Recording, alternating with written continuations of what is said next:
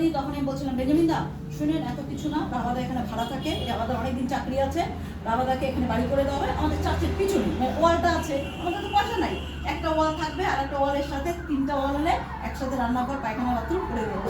সত্যি আমি প্রভুকে ধন্যবাদ দিই, 17-তে বলেছিলাম, সেটা 25-এ সাকসেসফুল হয়েছে। আমি বাড়িতে ঈশ্বরকে ধন্যবাদ দিয়ে দিয়েছি যে প্রভু আমাদের বলার আগে আমাদের অন্তরের সব জানে।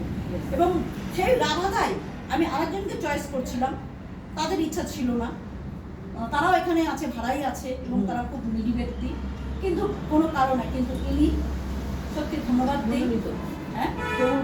হ্যাঁ ধন্যবাদ দিই যে 17-তে বলেছিলাম সেই রাবাদাই এখানে, যদিও চার্চের পিছনে নেই মানে ওয়ালটার মধ্যে, আমাদের ওই ওয়ালে করে দিতাম, কিন্তু এখানে আছে। প্রভুকে ধন্যবাদ এটি বলার যে প্রভু আমার প্রার্থনা শুনেছে, 2017-এর প্রার্থনা এবং বলা আমার মুখ থেকে আজ বেঞ্জামিন তো বেঁচে আছে, বেঞ্জামিন বলতে পারবে